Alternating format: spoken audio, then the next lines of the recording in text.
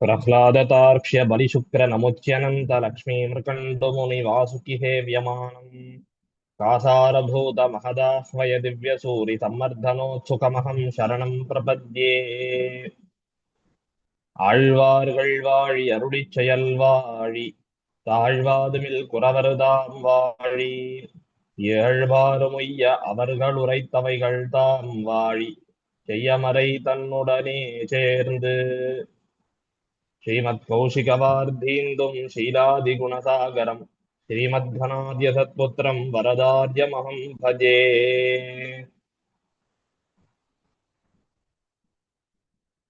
ஸ்ரீமத் வேதமார்க்க பிரதிஷ்டாபனாச்சாரியராய் உபய வேதாந்த பிரவர்த்தகாச்சாரியராய் அஸ்மத் குலதரமாக எழுந்தருளி இருக்கக்கூடிய ஸ்ரீமத் கோயில் கந்தாடை சண்டமாருதம் சுவாமிகளின் திருவிழித்தாமர்களுக்கும் சுவாமியினுடைய சிஷ்யர்கள் அபிமானிகள் திரளாக எழுந்தருளி இருக்கக்கூடிய அடியார்கள் அனைவருடைய திருவிழித்தாமர்களுக்கும் அடியனுடைய பிரணாமத்தை முதலிலே தெரிவித்துக் கொள்ளுகிறேன். சுவாமியினுடைய அமோகமான அனுகிரகமடியாக வாராவாரம் இந்த திருமாளிகை சிஷ்யர்களுக்கு ஒரு சத்சங்கமானது அவிச்சின்னமாக நடைபெற்றுக் கொண்டு வருகிறது. நிறைய அடியார்கள் இதுல மேற்கொண்டு இன்னும் நன்னாக சேர்ந்து பல பல அர்த்த விசேஷங்களை அறிந்து அனுபவிப்பதற்கு உறுப்பாக இந்த கைங்கரியந்தானம் அமைந்திருக்கிறது. இப்படிப்பட்ட ஒரு கைங்கரியத்தை நிர்வகிக்கக்கூடிய நம்முடைய சுவாமி திருவடிகளிலே வைணவ உலகமே தலையெல்லால் கைமாறிலேன் என்று சொல்லும்படியான நன்றி கடன் பட்டிருக்கிறது. அப்படிப்பட்ட இந்த சத்சங்கத்திலே ஒரு சில வார்த்தைகள் விண்ணப்பம் செய்ய வேண்டும் என புல்லறிவாளனாகிய அடியேனுக்கும் சுவாமி நியமித்திருக்கிறது. சுவாமியினுடைய பரம உதார குணத்தினையே காண்பிக்கிறது. அப்படிப்பட்ட இன்னைய தினத்திலே இந்த சத்சங்கமாக நாம் சேர்ந்திருக்கிற இந்த சமயத்திலே அடியனுடைய விண்ணப்பத்துக்கு விஷயமாக நற்போதுபோக்கு என்பதை தலைப்பாக கொண்டு ஓரிரு வார்த்தைகளை விண்ணப்பம் செய்து சத்தை பெறலாம் என்று ஆரம்பிக்கிறேன். சாதாரணமாக ஒரு தலைப்பு அப்படின்னு ஒரு உபன்யாசகருக்கு நியமித்தால் இன்ன தலைப்பிலே இன்னென்ன விஷயங்களை சொல்ல வேணும் அப்படின்னு ஒரு மாதிரி ப்ரிப்பேர் பண்ணிட்டு அதற்கப்புறம் உபன்யாசிக்கலாம். ஆனா இந்த முறை தலைப்பை அடியனே சொல்லும்படியாக அப்படி ஒரு நியமனமானது ஏற்பட்டது. அப்படி சிஷ்யர்களிடத்திலிருந்து விண்ணப்பம் வந்தபோது சரி, இப்படி ஒரு சத்சங்கமானது ஏற்படுகிற காலத்திலே நாமும் சத்காலக்ஷேபமாக அதை கொண்டு செல்ல வேணும் என்று பார்த்து இந்த தலைப்பானது ஏற்பட்டது. நற்போதுபோக்கு. இந்த நற்போதுபோக்குங்கிறதே சம்ஸ்கிருதத்துல சொல்ல வேணுமென்னால் நாம் அனைவரும் அடிக்கடி உபயோகம் பண்ணக்கூடிய ஒரு வார்த்தை தான் காலக்ஷேபம் அப்படின்னு சொல்ற வார்த்தை. காலக்ஷேபம்னா போதுபோக்கு தான் அர்த்தமா சுவாமி? நம்ம பலவிதமாக காலக்ஷேபம் அப்படின்னு சொல்லிட்டு இருக்கோமே. இந்த காலக்ஷேபம்ங்கிறது சம்ஸ்கிருத வார்த்தை தெரிகிறது. ஆனா அதை எதுக்கெல்லாம் நம்ம உபயோகம் பண்ணுகிறோம்? ஒரு உபன்யாசம் அப்படின்னு ஒண்ணு ஏற்பட்டு இருக்கிறதுன்னா அதை காலக்ஷேபம்னு பலவாறாக சொல்லுகிறோம். இந்த சுவாமியினுடைய காலக்ஷேபம் இருக்கிறது அப்படின்னு. இல்ல இன்னும் சில விஷயம் தெரிந்த பெரியோர்கள் இந்த உபன்யாசம்னு சொல்லப்படக்கூடிய விஷயத்துக்கும் காலக்ஷேபம்னு சொல்லக்கூடிய விஷயத்திற்கும் என்ன வித்தியாசம்னு நன்னாக தெரிந்து வைத்திருக்கிறார்கள். உபன்யாசம் அப்படிங்கிற ஒரு பிரக்கிரியையானது பல அடியார்கள் நம்முடைய சம்பிரதாயத்தின் பேர்ல ஆசை கொண்டு உள்ள வருவதற்கு உறுப்பாக அமைந்தது. ஏன்னா பல பேர் நன்னாக தெரிந்து கொள்ளும்படியான அர்த்த விசேஷங்களை சொல்லி அவர்களுக்கு பிடிக்கும்படியாக அதை சில வார்த்தைகள் எல்லாம் சொல்லி அப்படி அவர்கள் உள்ள வர்றதுக்கு ஒரு படிக்கல்லாக அமையக்கூடியதுதான் உபன்யாசம், பிரவச்சனம் என எதையெல்லாம் சொல்லுகிறோமோ அதெல்லாம். காலக்ஷேபம் அப்படின்னு வந்துட்டா அதிலேதான் நம்முடைய சம்பிரதாய சாரார்த்தங்களை எல்லாம் நன்னாக ஆழ்ந்து அவைகளினுடைய நுட்பங்கள், நுண்பொருள்கள் இவைகளையெல்லாம் நன்னாக அறிந்து கொள்வதற்கும் இடமாக ஏற்படக்கூடிய ஒரு சன்னிவேசத்துக்கு காலக்ஷேபம் அப்படின்னு பேர். இது லோக நடத்தையாக ஏற்பட்டிருக்கிற விவகாரம். நம்ம விட்டுடுறோம். இப்ப உபன்யாச பிரக்கிரியை விட்டுடுவோம், இது ஓரமா போகட்டும். காலக்ஷேபம்ங்கிறது என்ன? அதுதான் அப்போ ஞானம் சம்பாதித்துக் கொள்ளுவதற்கான இடமாக இருக்கிறது. உபன்யாசம் வெறும்னா ருச்சியை ஏற்படுத்துற இடம். காலக்ஷேபம்ங்கிறது அதுதான் நமக்கு ஞானத்தை பெருக்கி கொடுக்கிற இடம். அதனாலேதான் பகவத் விஷய காலக்ஷேபம், ஸ்ரீபாஷ்ய காலக்ஷேபம், ஸ்ரீராமாயண காலக்ஷேபம், இனிப்படி ஒரு தொடராக இன்னைக்கு தொடர் உபன்யாசங்கள்லே பல நடக்கிறது. ஸ்ரீராமாயண நவாகம்னு சொல்றோம், அல்லது பாகவத சப்தாகம்னு சொல்றோம். இவைகள்லாம் உபன்யாசங்கள். காலக்ஷேப பிரக்கிரியனா அது ரொம்ப நாள்களாக நடக்கணும், தொடர்ந்து நடக்கணும். கேட்கிறவர்கள் நன்னாக ஞானத்தை சம்பாதித்துக் கொள்ளும்படியாக ஒரு சன்னிவேஷமாக இருக்க வேண்டும். இப்படி ஒரு காலக்ஷேபம் அப்படிங்கிற பிரக்கிரியை இது இவ்வாறாக நமக்கு நடந்து வருகிறது. ஆனா உண்மையாகவே காலக்ஷேபம்னு சொல்லக்கூடிய அந்த சொல்லுக்கு என்ன அர்த்தம்னா பொதுபோக்குவதுன்னு தான் அர்த்தம். அப்போ ஸ்ரீபாஷ்ய காலக்ஷேபம்னா ஸ்ரீபாஷ்யத்தை கொண்டு பொதுபோக்குறது, பகவத் விஷய காலக்ஷேபம்னா திருவாய்மொழியினுடைய அர்த்தங்களை கொண்டு பொதுபோக்குவது, ஸ்ரீராமாயண காலக்ஷேபம்னா ஸ்ரீராமாயண கதையை கொண்டு பொதுபோக்குவது. நம்மளே நீ பார்க்கிறோம் கதா காலக்ஷேபம் அப்படின்னு ஒண்ணு பார்க்கிறோமே, அதெல்லாமும் எப்படின்னு கேட்டா நம்முடைய போதானது நல்ல விதமாக போக்க வேணும் அப்படிங்கிறதுக்காக ஏற்பட்டவைகள். எதையோ பார்த்து எப்படியோ போயிடக்கூடாதோ இல்லையோ, நம்ம பல விஷயங்களை பார்க்கிறோம், பார்த்து பொழுதுபோக்குகிறோம். எனக்கு இதுதான் என்னுடைய பொழுதுபோக்குகள், இதெல்லாம் என்னுடைய ஹாபிஸ் அப்படின்னு சொல்றோம் இல்லையா. அதெல்லாம் எதுக்காக பண்ணுகிறோம்? நம்ம பல இடங்களுக்கு போறோம், ஸ்கூலுக்கு போறோம். ஒரு நாள்ல பாதி பொழுது குழந்தைகளுக்கு ஸ்கூல்ல தான் கழியுது, பாதி பொழுது காலேஜ்ல தான் கழியுது, பாதி பொழுது ஆபீஸ்ல தான் கழியுது. இதெல்லாம் முடிந்து நம்ம கிரகத்துக்கு வந்த பிற்பாடு நாம் எவ்வாறாக பொழுதுபோக்க போகிறோம்? அதே மூட்லயே இருப்போம். மனத்துக்கு வந்துட்டா இருக்க மாட்டோமே. அப்ப இங்க வந்த பிற்பாடு நம்ம அதுக்கு ஏத்தா போல சில மூடெல்லாம் மாத்திக்கிட முடியும். அப்ப அதுக்கு நமக்கு ஒரு டிஸ்ட்ராக்ஷன் வேணும் இல்லையா? அப்போ நமக்கு ஒரு டிஸ்ட்ராக்ஷன் வேணும் அப்படிங்கிற ஒரு சந்தர்ப்பம் வருகிற போது நாம் எதை உபயோகம் பண்ணுகிறோம்? சில பேர் நன்னாக வரைகிறார்கள், அல்லது சில பேர் நன்னாக பாடுகிறார்கள். இப்படி இருக்கக்கூடியவர்கள் அவரவர்கள் தங்கள் தங்களுடைய ருச்சிக்கு தகுந்த மாதிரி லோகோ பின்ன ருச்சி, ஒருவருக்கு ஒரு விதமான ருச்சி இருக்கலாம், சரியா? சோ அப்போ எல்லா விதமான ருச்சி அதுக்கு ஏத்த மாதிரி தங்களுடைய பொழுதுபோக்கானது அமைந்திருக்கிறது அப்படின்னு பார்க்கிறோம். நம்முடைய பெரியோர்கள் எவ்வாறாக போதை போக்கினார்கள் என்ன பார்த்தால், அவர்கள் பொழுதுபோக்கினதெல்லாம் என்னன்னு பார்த்தால் பகவத் விஷயத்திலேதான். இப்படி காலக்ஷேபம் காலக்ஷேபம் ஸ்ரீபாஷ்யம் பகவத் விஷயம்னு சொல்றார்கள்னா இப்படி சொன்ன பெரியோர்களுடைய திருவுள்ளம் என்ன என்ன பார்த்தால், ஸ்ரீபாஷ்யம் கேட்கிறோம், பகவத் விஷயம் கேட்கிறோம். இதெல்லாம் கேட்டு நம்ம விஷயங்களை கிரகிக்கிறோமோ இல்லையோ, அந்த விஷய ஞானத்தை சம்பாதிச்சுக்கிறோமோ இல்லையோ, அது எப்படியோ போகட்டும். நல்லபடியாக அன்னைக்கு போது நமக்கு கழிந்ததா? எதையோ பார்த்து எப்படியோ மனசு கெட்டு போய் தெரியாமல் ஸ்ரீபாஷ்யத்தை கேட்டேனா, பகவத் விஷயத்தை கேட்டேனா, வேண்டாம். நன்னாக ஒரு வேத பாராயணம் பண்றார்கள், இதாவது பரவாயில்ல. வேத பாராயணம் அப்படின்னு ஒண்ணு நடக்கிறதுன்னா அதெல்லாம் யாருக்குமே புரியாது. ஏதோ மந்திரம் சொல்றா, நான் ஏதோ கேட்டுட்டே இருந்தேன் அப்படின்னு ஆயிடுமே. ஆனா இந்த வேதத்தினுடைய சப்தங்களை ஒருத்தனுக்கு கேட்கணுங்கிற ஆர்வம் வந்ததுனாலே அது பகவத் சங்கல்பம் தான் என்ன நம்முடைய பெரியவர்கள்லாம் சொல்லுகிறார்களே. இப்படி எவ்வளவு நன்னாக எவ்வளவு அருமையான பொழுதுபோக்குகளை நம்முடைய பெரியோர்கள் வைத்திருந்தார்கள். ஏற்கனவே ஐப்பசி மாசத்திலே மணவாள மாமுனிகள் வைபவம்னு அடியன் விண்ணப்பம் செய்திருந்தேன். அப்போ மணவாள மாமுனிகள் ஆர்த்தி பிரபந்தத்துல அருள் செய்த ஒரு பாசுரத்தை விவரிச்சுதான் அன்னைக்கு உபன்யாசத்திலே சில வார்த்தைகளை விண்ணப்பம் செய்தேன். அப்போது பார்க்கிற போது மணவாள மாமுனிகள் என்ன அருள் செய்தார்? முன்னவராம் நம் குறவர் மொழிகள் உள்ள பெத்தோம், முழுதும் நமக்கவை பொழுதுபோக்காக பெத்தோம். என்ன இப்படி நம் குறவர் மொழிகள் உள்ள பெத்தோம். நம்முடைய பெரியோர்கள் அத்தனை கிரந்தங்களை பாடிட்டு போயிருக்கார்கள், அத்தனை கிரந்தங்களை எழுதிட்டு போயிருக்கார்கள். அதையெல்லாம நன்னாக நான் அறிந்து கொண்டேன், அவைகளையெல்லாம் நன்னாக மனனம் செய்தேன், அதையே பொழுதுபோக்காக கொண்டேன். மணவாள மாமுனிகள் எப்போதும் 36,000 படியவே நன்னாக அனுசந்தித்துக் கொண்டே இருப்பாராம். இப்படி பெரியோர்களுடைய பொழுதுபோக்குகள்லாம் இப்படியாக அமைந்திருக்கிறது. இப்படி நம்முடைய பெரியோர்கள் ஆழ்வார்கள் ஆச்சாரியர்களுடைய ஸ்ரீசூக்திகளை கொண்டு பொழுதுபோக்குறதெல்லாம் அது ஜென்மாந்தர சகசிரத்தாலே நமக்கு ஏற்பட்ட புண்ணிய பலன்தான். வேறொரு விஷயத்துல போதை போக்காமல் நல்ல விஷயத்துல பொழுதுபோக்க வேணும் அப்படின்னு நாம் நினைக்கிறோமே என்னால் அதெல்லாம் எம்பெருமானுடைய அனுகிரகம். ஜாயமானம் ஹி புருஷம் எம் பஷ்யேன் மதுசூதனஹா சாத்விகஸ்து விஜ்ஞேயா தவை மோக்ஷார்த்த சிந்தகா என்ன ஒரு பிரமாணம் சொல்றது. யார் ஒருத்தனை பிறக்கும் போதே எம்பெருமான் கட்டாட்சிக்கிறானோ அவன் பரம சாத்விகன், அவன் நன்னாக தனக்கு மோட்சத்தை அளிக்கக்கூடியது எது அப்படிங்கிறத நன்னாக சிந்திக்க கூடியவன் என்னெல்லாம் சாஸ்திரங்கள் நன்னாக புகழ்கின்றனவே. அதற்கேத்தா போலே நம்முடைய பெரியோர்கள் தங்களுடைய பொதுபோக்கை அமைத்துக் கொண்டார்கள். ஒரு சுபாஷிதம் வேடிக்கையாக சொல்லுவதுண்டு.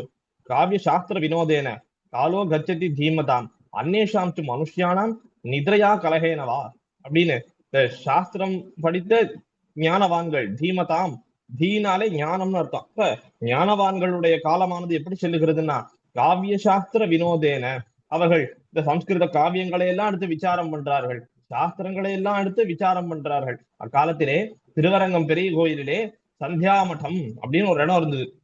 இது திருவரங்கத்துல மாத்திரம் கிடையாது, எங்கெல்லாம் நதிகள் இருந்ததோ இந்த நதி தீரங்கள்ல எல்லாம் சந்தியா மட்டம்னு ஒண்ணு கட்டி வைத்திருப்பார்கள். அதான் அவ்விடத்திலேதான் சந்தியா காலங்கள்ல பிராத காலங்களிலே பிராமணர்கள் வந்து சந்தியாவந்தனம் எல்லாம் பண்ணுவார்களாம். அப்படி சந்தியாவந்தனம் பண்ணிட்டு அவ்விடத்திலேயே அமர்ந்து கொண்டு சில கிரந்த விசாரங்கள், வேதாந்த விசாரங்கள் இதெல்லாம் பண்ணுவார்களாம். அவளுக்கு அதுதானே அக்காலத்திலே பொழுதுபோக்கு. அப்படி அந்த காலத்திலே அப்படி எனக்கு கீதை தெரியும் அப்படின்னு இது ஒரு ஆச்சரியமான ஒரு ஐதிஹ்யம் நம்மள வீட்டுல காண்பித்திருக்க. ஒருத்தன் வந்தானா திருவரங்கம் பெரிய கோயிலே இந்த காவிரி ஆத்தங்கரையில இருக்கிற சந்தியா மண்டத்துக்கு. அவன் வந்து இத்தனை பேர் இவ்வளவு விசாரம் பண்றார்களே, அவர்களை எல்லாம் கூப்பிட்டானா, எனக்கு கீதை தெரியும், ஏதாவது விசாரம் பண்ணலாமா? கொஞ்ச நாள் விசாரம் பண்ணார்கள். அதுக்கப்புறம் என்ன பண்ணாள்னா, அவன் விசாரம் பண்ணதுக்கு கொஞ்சோண்டு அவனுக்கு ஒரு அரிசி, அவனுக்கு ஒரு அடுப்பு கொடுத்து இங்கே ஒரு ஓரமா சமைச்சு சாப்பிட்டுட்டு நீ கிளம்பிடு அப்படின்னுட்டாலாம். இவ்வளவுதான் அவனுக்கு இருந்த மரியாதை. அங்கே ஏதோ ஒரு அரையர் சுவாமி ஒருத்தர் வந்தாராம். விசாரம் பண்றதையெல்லாம் பார்த்து, எனக்கு அருளிச்செயல் தெரியும், திருவாய்மொழி தெரியும், விசாரம் பண்ணலாமா அப்படின்னு கேட்டாராம். அவ விசாரத்துக்கே வரல, இவ்வளவு பெரிய சுவாமி ஒருத்தர் வந்திருக்காரே அப்படின்னு ஒரு பூர்ண கும்பத்தை தூக்கிட்டு வந்தார்கள். பெருமாள் ஏழு இப்ப கோயில்ல தகவல் சொல்லிட்டு அடுத்தது இந்த இப்படி ஒரு திருவாய்மொழி தெரிஞ்ச ஒருத்தர் வந்திருக்கார், அவர் திருவாய்மொழியை கொண்டு பொதுபோக்கு வரான், அதனால பெருமாள் ஏழை பண்ணிட்டு வாங்கோ அப்படின்னு பெருமாளே வந்து அந்த திருவாய்மொழி தெரிந்தவரை அப்படி ஆச்சரியமாக இந்த பெருமாளே அவரை ரிசீவ் பண்ணிக்கிறார். இப்படி நம்முடைய பெரியோர்கள் இந்த திருவாய்மொழிக்கு ஒரு ஏற்றத்தை காண்பித்திருக்கிறார்கள். இதெல்லாம் எதுக்கு சொல்றார்கள் நம்முடைய பெரியோர்கள்? திருவாய்மொழியிலே பொதுபோக்க வேணும், நம்முடைய முன்னோர்கள் எத்த சொன்னார்களோ அதிலே பொதுபோக்க வேணும். சரி, பொதுபோக்குறதுன்னா எப்படி பொதுபோக்குறது? ஏன்னா சில பேருக்கு எதுவுமே பண்ணலேனாலேயே போது போயிடுறது. ஏன்னா அந்நேஷாம் து மனுஷியானா நித்ரையா கலஹேனவா, கலஹேனவா இது ரொம்ப சுலபம். யாரை பத்தி ஆகினு ஏதாவது பேசி பேசியே போத போக்கிடுறது. அது அது ஒரு பக்கம் போயிடுறது. இது இல்லைனாலும் நித்ரையா போது போகணுங்கிறதுக்காக தூங்கிடுறது. இது வந்து நம்முடைய பகுதியிலே வராது. ஏன்னா அவ தூங்கியே காலத்தை கழிக்கிறா, ஓ இவ்வளவு நாடி ஆயிடுதா அப்படின்னு எழுந்ததுக்கு அப்புறம் யோசிப்பார்கள். அப்ப அத்தனையும் விரயமாக போன காலம் தானே. இதையெல்லாம் பார்க்கிற போது நம்முடைய பெரியோர்கள் எவ்வளவு ஆச்சரியமான தங்களுடைய பொழுதுபோக்க வைத்திருந்தார்கள். அவர்களுடைய முறையே பார்த்தோமே ஆனால் ஆழ்வார்கள் ஆச்சாரியர்களுடைய பிரக்கிரியை. ஆழ்வார்களிலே இருவர் பொழுதுபோக்க பத்தி பேசி இருக்கிறார்கள். யாரு? திருமழிசப்பிரானும் நம்மாழ்வாரும். திருமழிசப்பிரான் அவருடைய பொழுதுபோக்க பத்தி பேசினது ரொம்ப ஆச்சரியமான பாசுரம். நான்முகன் திருவந்தாதியிலே தரித்திருந்தேன் ஆகவே தாராகணப்போர் விரித்துரைத்த வெண்ணாகத்துன்னை தெரித்தெழுதி வாசித்தும் கேட்டும் வணங்கி வழிபட்டும் பூசித்தும் போக்கினேன் போது போது போக்கினேன் அப்படின்னு ஆழ்வார் எவ்வளவு ஆச்சரியமா சொல்லியிருக்கார். இந்த எம்பெருமானை தெரித்து எழுதி வாசித்தும் கேட்டும் வணங்கி வழிபட்டும் பூசித்தும் போக்கினேன் போது எம்பெருமான நன்னாக அறிந்து கொண்டேன். ஏன்னா இவ ஆழ்வார்தாமும் பேயாழ்வாருடைய சிஷ்யர் இல்லையா திருமழிசப்பிரான். பேயாழ்வாருடைய சிஷ்யர் திருவல்லிக்கேணியிலே 700 சம்பத்சர காலம் எழுந்தருளி இருந்தார், 700 வருஷம் எழுதியிருந்தார், யோகத்துல எழுந்தருளி இருந்தார். முதலாழ்வார்களோட அவருக்கு ஒரு சத்சங்கம் ஏற்பட்டது என்னெல்லாம் குரு பரம்பரையில பார்க்கிறோம். அப்ப முதலாழ்வார்கள் 3 பேருமே திருக்கோவலூர்ல ஒண்ணு கூடினார்கள்னா எதுக்காக ஒண்ணு கூடினார்கள்? மழை பெய்யுது விட்டதுக்கு அப்புறம் அடுத்த ஊருக்கு போய் சேரலாங்கிறதுக்காகவா? 3 பேர் சேர்ந்தார்கள், எம்பெருமானுடைய குணானுபவங்களை பேசினார்கள், அதனால வந்து சேர்ந்தார் திருக்கோவலூர் எம்பெருமான் இடைகழி ஆயனார். முதலாழ்வார்கள் தன்னுடைய ஜோதிக்கு எழுந்துள்ளினார்கள். அந்த பெருமாள் இன்னும் போகல, அங்கேதான் இருக்க. அவர்கள் பேசின சொற்கள், அவர்கள் நின்ற அந்த இடம் எல்லாவற்றையும் கேட்டுக்கொண்டு அங்கேயே அந்த மண்மனத்தை முகந்து கொண்டு நிற்கிறார் அப்படின்னு பெரியாவச்சான் பிள்ளை இந்த சிறிய திருமடலிலே அத்தி ஆச்சரியமாக வியாக்கியானித்து உள்ளார்.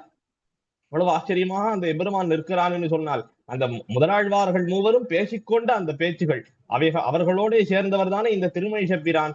அவர்கள் மூலமாக எம்பெருமான நன்னாக அறிந்து கொண்டார். எழுதி, இது பல பேருக்கு இந்த பழக்கம் ஒண்ணு உண்டு. நம்ம இன்னைக்கு எழுதுற பழக்கம் பெரும்பாலும் விட்டு போயிடுச்சுன்னு வச்சுக்கோங்களேன். ஏன்னா எல்லாத்துக்கும் கம்ப்யூட்டர் வந்துட்டு நம்ம ஆபீஸ்ல ஏதாவது ஒரு உத்தியோகம் ஏதோ ஒன்னத்தை நோட் பண்ணிக்கணும்னா கூட அப்படின்னு சொல்லிட்டு அந்த நோட் பேட்ல ஏதோ ஒன்று நோட் பண்ணிக்கிறோம். யாரும் இன்னைக்கு கையில எழுதுறா போலாம் ஒன்றும் தெரியல, நிறைய பேருக்கு விட்டு போயிடுது அந்த பழக்கம். ஆனா இன்னைக்கும் சில பேர் இருக்கார்கள், நான் இந்த டைப் பண்றதெல்லாம் போகட்டும், கைப்பட எழுதினா எனக்கு ஞாபகம் இருக்கும் அப்படின்னு சொல்லிட்டு கைப்பட எழுதக்கூடியவர்களும் இருக்கிறார்கள். அப்படி எழுதி பாசுரங்களாக எழுதுறார், கிரந்தங்களாக எழுதுறார், வாசித்தும் அதை திருப்பி தானே படிச்சு பார்க்கிறார். ஓகே, நம்ம இதை எழுதியிருக்கோம், இதை படிக்கிறோம், எம்பெருமானை பற்றி படிக்கிறேன். கேட்டும் அத படிக்கிறத தானும் கேட்கிறார், பிறர் சொல்லவும் கேட்கிறார். பிறர் சொல்ல கேட்டு வணங்கி வழிபட்டும், இப்படிப்பட்ட எம்பெருமான வணங்கி வழிபட்டும் பூசித்தும். அப்ப பகவதாராதனத்தையே பிரயோஜனமாக கொண்டு எழுந்தருளி இருந்தார். அக்காலத்திலே ஸ்ரீவைஷ்ணவர்கள்லாம் பஞ்சகால பராயணாக என்று கொண்டாடப்பட்டவர்கள். அபிகமனம், உபாதானம், சுவாத்தியாயம், யோகம், இஜ்யா அப்படின்னு இந்த 5 விஷயங்களைத்தான் ஸ்ரீவைஷ்ணவர்கள் தங்களுடைய நித்தியானுஷ்டானமாக கொண்டிருந்தார்கள். ஒன்னும் இது பெரிய விஷயமே கிடையாது. அபிகமனம்ங்கிறது பகவதாராதனத்துக்காக நம்ம நாமே ரெடி பண்ணிக்கிறது. உபாதானம்ங்கிறது பகவதாராதனத்துக்கு தேவையான திரவியங்களை எல்லாம் சம்பாதித்து அவைகளை எல்லாம் சேகரித்து வைத்துக் கொள்வது. சுவாத்தியாயம்னா அன்னைக்கு இருக்கக்கூடிய அத்தியன அத்தியாபனங்கள், ஸ்ரீராமாயண பாராயணம் என்ன, திவ்ய பிரபந்த பாராயணம் என்ன, அதை நாமும் கத்துக்கொள்ள வேணும், பிறர்க்கும் கற்பிக்க வேணும். வேதாத்தியனம் இவைகள்லாம் அதுல சேரும். யோகம் அப்படிங்கிறது எம்பெருமானையே தியானித்திருத்தல். இஜ்யான்கிறது பகவதாராதனம், திருவாராதனம் நாம் பண்ணுகிறோம் அல்லவா, அந்த திருவாராதனம். இப்படி பொதுபோக்கக்கூடிய விதத்தை தெரித்து எழுதி வாசித்தும் கேட்டும் வணங்கி வழிபட்டும் பூசித்தும் போக்கினேன் போது அப்படின்னு இப்படியாக நாமும் நம்முடைய போதை போக்க வேணும். எதையாவது எழுதினால் எம்பெருமான பத்தி எழுதுங்கள், எதையாவது தெரிந்து கொண்டால் எம்பெருமான பத்தி தெரிந்து கொள்ளுங்கள். காலத்திலே கலையிலங்கு மொழியாளர் கண்ணபுரத்தம்மானை கண்டாள்களோங்கிறார் திருமங்கையாழ்வார். திருக்கண்ணபுரத்த வாசிகள்லாம் எப்படிப்பட்டவர்கள்னா கலையிலங்கு மொழியாளர். அவர்கள் சாதாரணமாக ஏதோ ஒரு விஷயத்தை பேசிக்கொண்டால் கூட என்ன இருக்கும் அந்த விஷயத்துல அப்படின்னா சாஸ்திர விஷயங்களே தான் மலிந்து இருக்குமா. இப்ப சமீபத்துல ஒரு உபன்யாசம் நம்முடைய எம்ஏ மதுசூதனன் சுவாமி அவருடைய ஒரு உபன்யாசத்துல கேட்ட ஒரு விஷயம், அதை இடத்துல விண்ணப்பம் பண்ணுகிறேன். இப்படி ஏசி போட்டுக்கிறோம் இல்லையா, இந்த ஏசி பல பேர் போட்டுக்கிறோம். இன்னைக்கு பல பேருக்கு பார்த்தோம்னா ரொம்ப குறைவான எண்ணிக்கையில வச்சுட்டோம்னா ரொம்ப குளிரி போயிடும். இல்ல ரொம்ப அதிகமான எண்ணிக்கையில வச்சுட்டோம்னா, இப்ப 18 17 வச்சுட்டா ரொம்ப குளிரும். 28 29 எல்லாம் வச்சுட்டோம்னாக்க ரொம்ப வேகும். இப்ப எந்த இடத்துல கரெக்டா வச்சுக்கணும்னா 26 வச்சுக்கணுமா. அப்ப அந்த 26ங்கிறது சரியாக இருக்கும். அது எப்படி இருக்கும் சரியாக இருக்கும்னா, வாசுதேவ தருச்சாயா அப்படியே அந்த எம்பெருமானுடைய நிழல், வாசுதேவனாகிற மரத்தினுடைய நிழல் அது எப்படி இருக்கும்னா ரொம்ப வெப்பத்தோடையும் இருக்காதான், ரொம்ப குளிர்ச்சியாகவும் இருக்காதான், தண்ணுன்னு கரெக்டா இருக்குமா. இந்த 26ங்கிற நம்பர் சொன்னேனோ இல்லையோ, இந்த 26ங்கிறது என்னன்னு கேட்டால் எம்பெருமான் நம்ம தத்துவத்திலேயும் சொல்றோமோ இல்லையோ, அச்சித்து சித்து ஈஸ்வரன். இந்த 3 தத்துவங்கள்லயும் என்னென்ன இருக்கு, அச்சித்துல 24 தத்துவங்கள் இருக்கான். அச்சித்திலே 24, பொங்கைம்புலனும் பொறியைந்தும் கருமேந்திரியம் ஐம்பூதம் இங்கி உயிரை பிறகிறது மானாங்கார மனங்களே அப்படின்னு இந்த இத்தனை விஷயங்கள் அச்சித்துக்குள்ள இருக்கிறது. என்னென்னு பார்த்தா 5 கர்மேந்திரியங்கள், 5 ஞானேந்திரியங்கள், பஞ்ச பூதங்கள், பஞ்ச தன்மாத்திரங்கள், இதுக்கெல்லாம் அப்பால் இருக்கக்கூடிய மனசு, மூல பிரகிருதி, மகான், அகங்காரம் அப்படின்னு இந்த 24 தத்துவங்கள் அச்சித்துல இருக்கு. சரியா? 24. இந்த 24 தாண்டி 25வது தத்துவம் தான் ஜீவாத்மாங்கிற சித் தத்துவம். அதனாலதான் பிரணவத்துல மகாரம்னு ஒண்ணு வருதோ இல்லையோ, ரகசிய காலக்ஷேபங்கள் அந்த கிரந்தங்கள்லாம் தெரிந்து கொண்டிருக்கிறவர்களுக்கு இந்த விஷயம் தெரியும். இந்த பிரணவம்ங்கிறது 3 அக்ஷரம், அகார உகார மகாரச்சேதி பிரணவ சப்தம். அந்த மகாரத்திலே ஜீவாத்மாவை சொல்ற வார்த்தை அது. இந்த மகாரம் 25ஆம் அக்ஷரமாய் அப்படின்னு பிடலோகாச்சாரியரும் முமுட்சுப்படியில எடுக்கிறார். அப்ப இந்த மகாரம்ங்கிறது 25வது அக்ஷரம். இந்த சம்ஸ்கிருத அக்ஷர ராசி பார்க்கிறோம் இல்லையா, சொல்றோமே, அதுல பாருங்க 25வது அக்ஷரம் மகாரம் வரும். சரியா?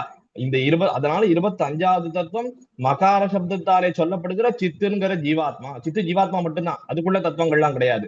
அதுக்கு அடுத்தபடியாக 26வது தத்துவம் அப்படின்னா ஈஸ்வரனுங்கிற தத்துவத்தை எடுக்கிறார். ஈஸ்வரன்னா எம்பெருமான், வாசுதேவ தருச்சாயா அப்படின்னு ஒரு உபன்யாசத்துல சுவாமி ஆச்சரியமாக சொன்ன ஒரு விஷயம். அப்போ இந்த மாதிரி பேசக்கூடிய காலத்திலேயும் இந்த சாஸ்திர விஷயமாக பகவத் விஷயமாகவே கொண்டு செல்ல வேணுமா. இது திருமேஷப்பிரான் அருள் செய்யக்கூடிய வார்த்தை. அப்ப தெரித்து எழுதி வாசித்தும் கேட்டும் வணங்கி வழிபட்டும் பூசித்தும் போக்கினேன் போதுன்னு சொல்றார். நம்மாழ்வார் அடுத்தது வந்தார். அவர் இன்னும் ஆச்சரியமா ஒரு விஷயம் சொன்னார். பெரிய திருவந்தாதியிலே அது பாசுர இறுதியில வரக்கூடிய சாத்தமர பாசுரத்துல வரக்கூடிய ஒரு பாசுரம். கார் கலந்த மேனியான், கை கலந்த வாழியான், பார்க்கலந்த வல்வையித்தான், பாம்பனையான், சீர்கலந்த சொல் நினைந்து போக்காரேல் சூழ்வினையின் ஆழ்துயரை என் நினைந்து போக்குவர் இப்போது. இதுல ரெண்டு விஷயங்களை சொல்றார். திருமேஷ பிரான் வெறும்னு சொல்லிட்டார், எம்பெருமானை பத்தியே பேசியே பொழுத போக்கினேன், பகவதாராதனம் பண்ணியே பொழுத போக்கினேன். அப்படி பொழுது போக்கினதுனாலே என்ன பிரயோஜனம்னு சொல்லல. ஏன் சொல்லலைன்னா அதை பண்றதே பிரயோஜனம். இப்ப ஏன்னா பகவதாராதனம் பண்ணி எம்பெருமானை அறிந்து கொண்டு எம்பெருமானை பத்தி எழுதி எம்பெருமானை பத்தி பாடி அதனால நமக்கு என்ன ஒரு ரிசல்ட் வரப்போறது அப்படிங்கறத பத்தி நம்ம பூர்வாச்சாரியால் விசாரமே பண்ணல. அவளை பத்தி பாடுறதே தான் நமக்கு நல்ல ரிசல்ட். பாடுறதால நமக்கு மத்தொன்னு வந்து சேரவே வேண்டாம். ஏன்னா ஆச்சரியமாக இப்படி திருமேஷப்பிரான் மத்தமுண்டான ஆழ்வார்களுடைய பிரக்கிரியும் இதேதான்.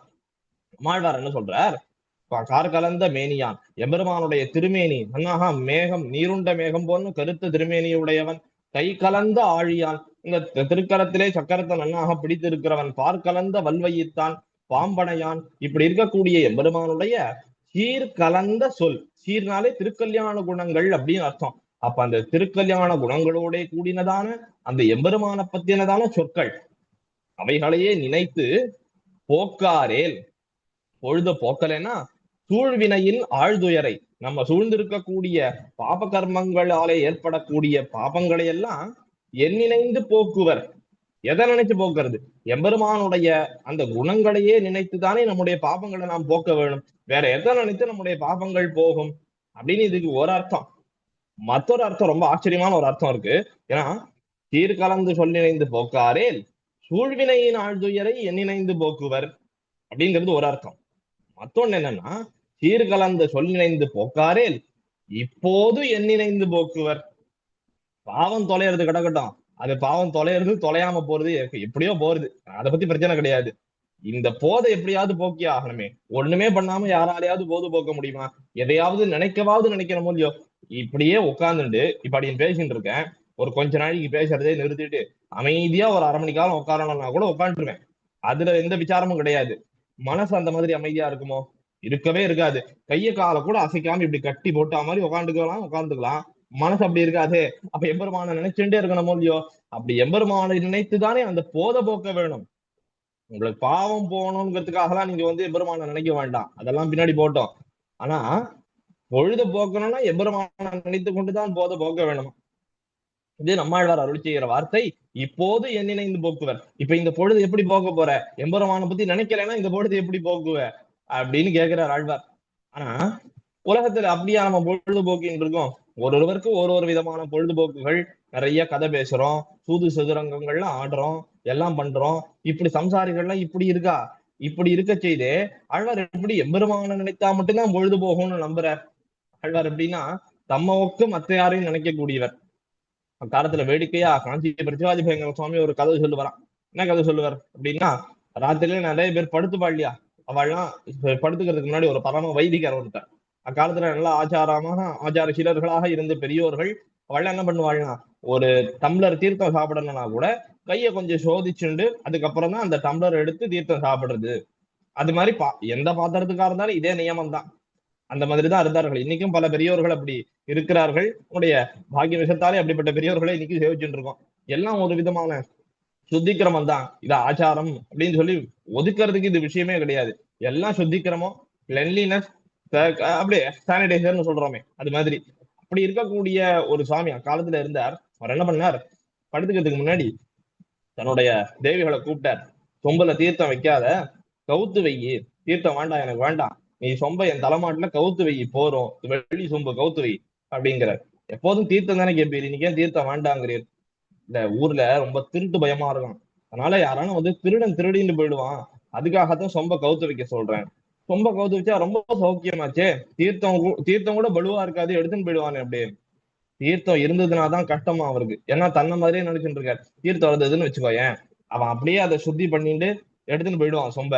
நீ கவுத்து வச்சேன்னு வச்சுக்கோ, தீர்த்தத்தை தேடுவான். ஐயோ இந்த ஆத்துல எங்கேயாவது ஈரமா இருக்காதா, அப்படி தடவியாச்சும் நான் கையை சுத்தி பண்ணிட்டு எடுத்துன்னு போயிடுவேனே, இந்த இடத்துல தீர்த்தமே இல்லையே அப்படின்னு அவனும் போயிடுவான். அதனால சொம்பு இருக்கும், சொம்பு திருட மாட்டான் அப்படின்னு காலத்துல ஒரு வைதிகர் ஒருத்தர் சொன்னார். இன்னும் காஞ்சி சுவாமி வேடிக்கையாக ஒரு கதை சொல்லுவார். அப்படின்னா என்ன அர்த்தம்? இதெல்லாம திருடன் பார்த்துட்டு இருப்பான், திருடன் இதை பார்க்க மாட்டான். ஆனா அந்த நினைவு தன்னை மாதிரியே பிறரையும் நினைக்கிற அளவுலயோ. அப்படித்தான் ஆழ்வாரும் தன்னை போலவே பிறரை நினைச்சுட்டு இருக்கார். அதனால எல்லாருமே உலகத்துல இருக்கிறவர்கள்லாம் தன்னை போலவே எம்பெருமானையே நினைத்துதான் பொழுதுபோக்குவார்கள் அப்படின்னு ஆழ்வார் நினைத்து கொண்டிருக்கிறார். இன்னும் இப்பாசுரத்தாலே பார்க்கிறோம். சரி, எம்பெருமானை பத்தி நினைக்கிறோம், எம்பெருமானை பத்தி பேச வேணும். ஆனா எம்பெருமானை பத்தி பேசுறதுக்கு இந்த இடத்துல வார்த்தையே இல்லையே. என்ன வார்த்தை தான் நான் எம்பெருமானை பத்தி பேசுறது? ஏதாவது நல்லது பேசணுமே. ஏன்னா எம்பெருமானை பத்தி ஏதாவது நல்லது பேசணும்னா என்ன பேசுறது அப்படின்னு ஆழ்வாரை கேட்டா, அதுக்கும் பெரிய திருந்தாதிலே ஆழ்வார் பதில் சொன்னார்.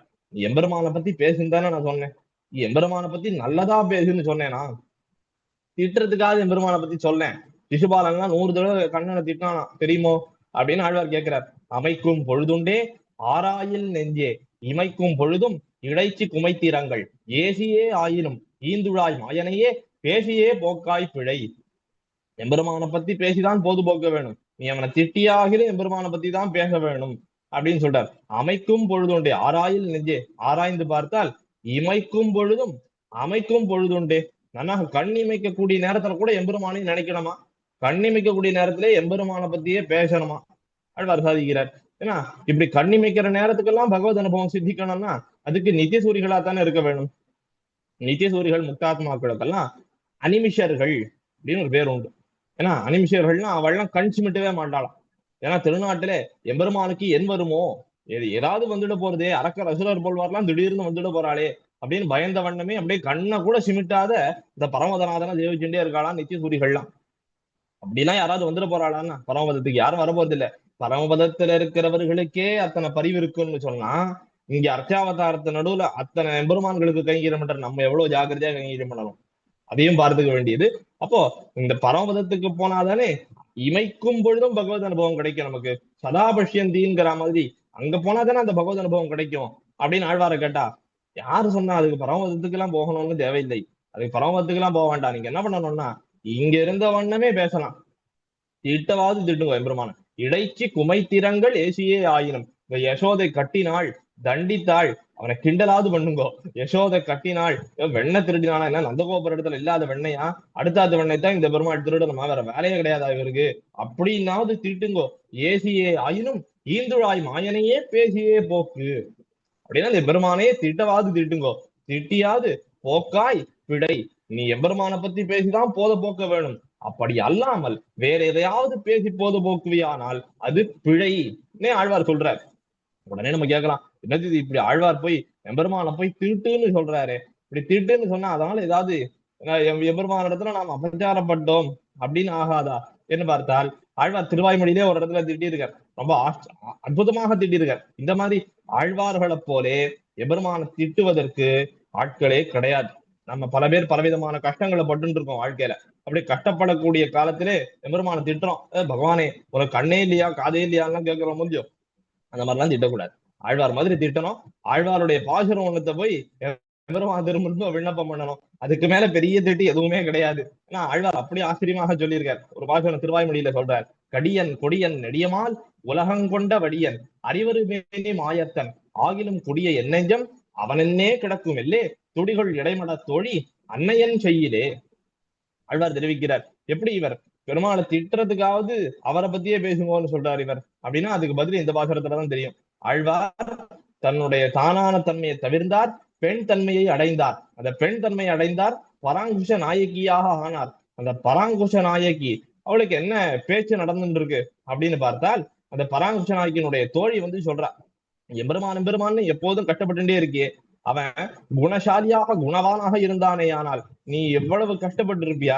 அவன் குணசாலியே கிடையாது, உன்னை கைவிட்டுட்டானே, அவன் குணஹீனன், அவனிடத்துல போய் நீ எதுக்கு ஆசைப்பட்டு இருக்க இன்னும் அப்படின்னு அந்த தோழியானவள் பராங்குஷ நாயகி இடத்துல கேட்டாள். அந்த பராங்குஷ நாயகி அதுக்கு பதில் சொல்றதுதான் இந்த பாசுரம். கடியன் கொடியன் நெடியமால் உலகம் கொண்ட வடியன் அறிவருமேனி மாயத்தன்.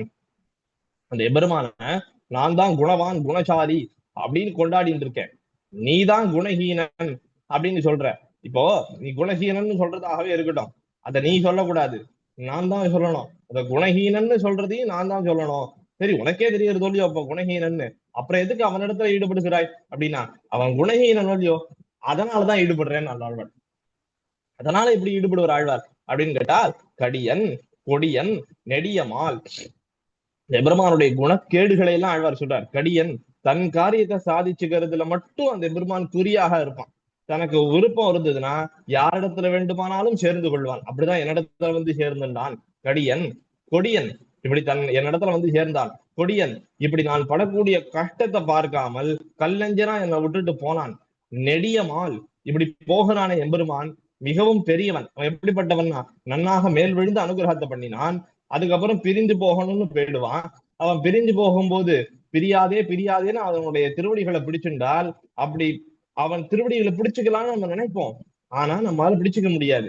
ஏன்னா எப்பேற்பட்டவன், அவனுடைய திருவடிகளை போய் நம்ம பிடிக்கிறோமா அப்படின்னு நாமே நினைக்கும்படியாக இந்த பரத்தம் பாராட்டி நிற்கிறவன் தான் எவ்வளவு பெரியவன் தெரியுமா அப்படின்னு அந்த பரத்தம் பாராட்டி நிற்கிறவன். நெடியமால் உலகங்கொண்ட அடியன் திருவிக்கிரமன். அவன் எப்படிப்பட்டவன்னா, பிறருடைய உடைமையை நாம் நம்முடையதாக ஆக்கி கொள்ளணும்னு நினைச்சா நமக்கு நயா பைசா மிச்சம் இல்லாதவாறு எல்லாத்தையும் தான் எடுத்துக்கொள்ளக்கூடியவன். உலகம் கொண்ட அடியன் அறிவரு மேனிமாயத்தன். சரி, இப்படி எல்லாவற்றையும் தனக்குன்னு எடுத்துக்கொள்ளக்கூடியவன் எவ்வளவு கொடியவனாக இருப்பான்னு பார்த்தா, அவன் கொடியவன்லாம் கிடையாது. வரும்போது எவ்வளவு அழகா வருவன் தெரியுமோ, வாமனன் மாதிரி தவளூண்டு ஒருவன். அறிவருமேனி மாயத்தன் வடிவினை கண்டால் சரி. இவன் ஒருவேளை இந்த எம்பெருமானுடைய வடிவழகு இருக்கிறதே நம்முடைய பூர்வாச்சாரியர்கள்லாம் கொண்டாடுவார்கள். இந்த அர்ச்சாவதார திருமேனிகளை சேவிக்கிற போது இந்த வஸ்திரங்கள் ஏதும் இல்லாமல், இந்த மாலைகள் ஏதும் இல்லாமல், வஸ்திரங்கள் விடுங்க, மாலையே இல்லாம இந்த வெறும் தோள்களோடு இப்படி நிற்கிற எம்பெருமானை சேவித்தாலே, இந்த தோள்களை சேவித்தாலே எம்பெருமான் சர்வஸ்வதானம் பண்ணுகிறான் அப்படின்னு சொல்லுவாராம். ஏன்னா இதுக்கு மேல எம்பெருமான் கொடுக்கறதுக்கு ஒண்ணுமே இல்லைன்னு சொல்லும்படியான அந்த வடிவழ அத்தனையும் நமக்கு சேவை சாதிக்கிறானோ இல்லையோ. இப்படி இந்த வாமனனாகிய வடிவம் அது எப்படிப்பட்டதுன்னா, இவன் சர்வசுதானம் பண்ண வந்தானா இல்ல நம்ம சர்வஸ்வத்தையும் எடுத்துக்கிறதுக்காக வந்திருக்கானான்னு நமக்கே தெரியாது. ஏன்னா அப்படி வந்த ஒரு அவதாரம் தானே வாமன அவதாரம். சர்வசுதானம் பண்ணுவது போலே சின்ன வடிவத்தோடு வந்தான். கடைசியில இவனுடைய சர்வஸ்வத்தையும் தான் அபகரித்து கொண்டான். இவ்வளவுதான் வாமன அவதார சரித்திரம். அப்படி அறிவருமேனி மாயத்தன், அப்படி ஆச்சரியமான தன்மையை உடையதான தன்னுடைய திருமேனி அழக காட்டக்கூடியவன். இப்படிப்பட்ட குணக்கேடுகளை இன்னும் எவ்வளவோ சொல்லலாம். ஆனாலும் கொடிய என்னெஞ்சம் அவனென்னே கிடக்கும் எல்லே அப்படின்னு அந்த எம்பெருமானையே தான் நான் நினைத்திருப்பேன். அதனால அவனை வெய்யறது ஒன்றும் குறையில்லைன்னு ஆழ்வார் சொல்றார். வெய்யறதுக்காகவாவது எம்பெருமானை பத்தி பேசுங்கோ அப்படின்னு சொல்றார். இப்படி வெய்யறதுக்காகவாவது பேசணும் அப்படின்னா இதையெல்லாம் நமக்கு காட்டினவர்கள் யாருன்னா நம்முடைய பூர்வாச்சாரியர்கள்லாம். இப்படி எம்பெருமான வெய்யறதால என்ன பிரயோஜனம் ஏற்பட போகுது அப்படின்னு பார்த்தால், அதையும் பெரிய திருந்தாதியில ஆழ்வார் சொன்னார். புகழ்வோம் பழிப்போம், புகழோம் பழியோம், இகழ்வோம் மதிப்போம், மதியோம் இகழோம், எங்கள்மால் செங்கள்மால் சீரல் நீ தீவினையோம் எங்கள்மால் கண்டா இவை. என்ன இது இரண்டாவது பாசுரத்திலே பெரிய திருந்தாதியில ஆழ்வார் அருள் செய்தார். எம்பெருமானே உன்னை புகழ்ந்தோமே ஆனால் நாங்கள் உன்னை பழித்தவர்களாக ஆவோம். ஏன்னு கேட்டா எம்பெருமானுடைய பெருமை எப்பேற்பட்டது. அதை போய் நம்முடைய வாய் கொண்டு நம்முடைய ஞானத்தை கொண்டு நாம் பேச புகுந்தால் அது எம்பெருமானுக்கு பழியாதான் போய் முடியும். இது பட்டருந்தானோ அருளி செய்தார் ஸ்ரீரங்கராஜஸ்தவத்திலே. அமதம் மதம் மதமதாமதம் சுதம் பரிநிந்திதம் பவதி நிந்திதம் சுதம் இது ரங்கராஜ முதஜூ குஷஸ்திரயி சுமஹேவயம் கிமிதிதம் ந சக்மமஹா. ஸ்ரீரங்கராஜஸ்தவம்னு 200 ஸ்லோகங்களை பட்டர் அருளி செய்தார். அந்த ஸ்லோகங்களிலேதான் இந்த கிரந்த ஆரம்பத்துல இந்த ஸ்லோகம் வரும். இந்த திருவரங்கநாதனை பத்தி பேசணும்னா வேதங்கள்ல என்ன சொல்றதுன்னா, அந்த எம்பெருமானை நான் எப்போது அறிந்து கொண்டேன்னு நினைக்கிறேனோ அப்போதுதான் அவ்வெம்பெருமான் அறியப்படாதவனாக ஆகுறான். நம்ம எம்பெருமானை தெரிஞ்சுக்கவே முடியாது. இதை தெரிஞ்சுட்டா நம்ம எம்பெருமான நன்னாக தெரிஞ்சுட்டோம்னு சொல்லிக்கலாம். ஆனா எம்பெருமான நன்னாக தெரிந்து கொண்டேன் அப்படின்னு சொன்னா நீ இன்னும் பெருமானை தெரிஞ்சுக்கவே இல்லை அப்படின்னு வேதம் நம்மையே இகழ்கிறது. இப்படி இருக்கக்கூடிய பரம்பொருளை பத்தி தோத்திரம் பண்ணணும்னு நான் இறங்கிட்டேனேன்னு பட்டர் சொல்றார். அதேதான் இவ்விடத்துல ஆழ்வார் சொல்றார். புகழ்வோம் பழிப்போம், உன்னை புகழ்வதாக இறங்கினால் உன்னை பழித்தவர்களாக ஆவோம். புகழோம் பழியோம், உன்னை புகழாது விட்டுட்டோம்னா உன்னை பழித்த பாவத்திலிருந்து நாங்க தப்பிச்சுடுவோம் அப்படின்னு சொல்றார். இகழ்வோம் மதிப்போம், உன்னை இகழ்ந்தால் நாங்கள் உன்னை மதித்தவர்களாக ஆவோம். ஏன்னா உலகத்துல நிறைய சிறந்த பெரியோர்கள்லாம் இருப்பார்கள். அவர்களை எல்லாரும் புகழ்ந்துட முடியாது.